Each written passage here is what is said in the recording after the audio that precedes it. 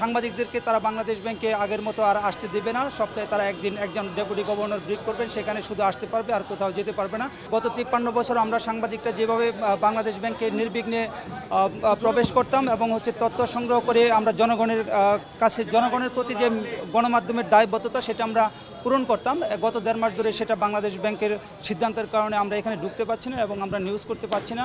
এই বিষয়ে গত 25 এপ্রিল আমরা গভর্নরের সাথে ইকোনমিক রিপোর্টার্স ফোরাম একটা দ্বিপাক্ষিক আলোচনা করি। আলোচনার মাধ্যমে সমাধানের উদ্যোগ নিয়েছিলাম।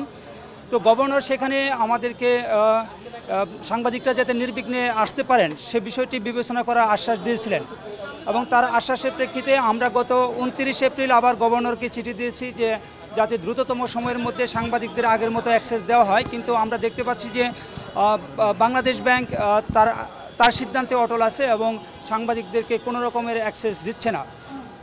এবং আজকে তারা যে প্রেস কনফারেন্স করেছে সেখানেও আমরা এই বিষয়টা জানতে চাইছি যে আমাদের সাংবাদিকদের রুটি এবং জনগণের তথ্য জানার যে অধিকার সেটা পূরণের জন্য বাংলাদেশ ব্যাংক আমাদের ইআরএফের দাবির প্রেক্ষিতে কী সিদ্ধান্ত নিল। তো সেখানে তারা যেটা বলছেন তার অর্থ হচ্ছে যে সাংবাদিকদেরকে তারা বাংলাদেশ ব্যাংকে আগের মতো আর আসতে দেবে না। সপ্তাহে তারা একদিন একজন ডেপুটি গভর্নর ব্রিফ করবেন, সেখানে শুধু আসতে পারবে আর কোথাও যেতে পারবে না।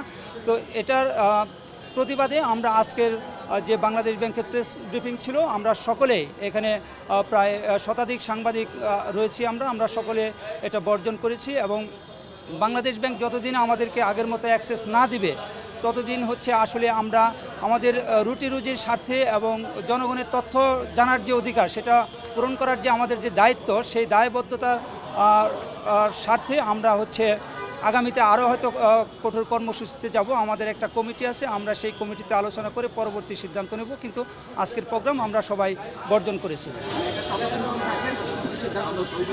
হ্যাঁ, আমাদের এখানে একটাই চাওয়া, আমাদের বাংলাদেশ ব্যাংক বা গভর্নর বা কোনো কিছুর প্রতি কোনো ক্ষোভ নাই। আমরা সাংবাদিকরা এদেশের মানুষ এবং আমরাও মনে করি যে আমরা অন্যান্য মানুষের মতোই দেশপ্রেমিক নাগরিক এবং এই রাষ্ট্র এবং সমাজের প্রতি আমাদের দায়বদ্ধতা আছে। কিন্তু আমাদের পেশাগত দায়িত্বটাও বাংলাদেশ ব্যাংকের বিবেচনায় নেওয়া উচিত।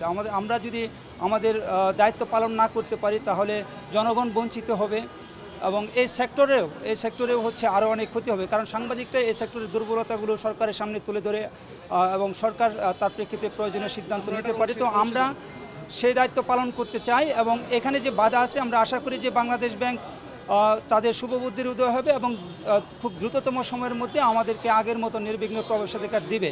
যতদিন তারা না দিবে ততদিন আমাদের এই প্রতিবাদ চলবে আর কি। আমাদের একটা কমিটি আছে, সেই কমিটি আমরা পরবর্তীতে আলোচনা করে আরও কী করণীয় আমাদের সাংবাদিকদের অধিকার আদায়ে সেটা আমরা সিদ্ধান্ত নেব।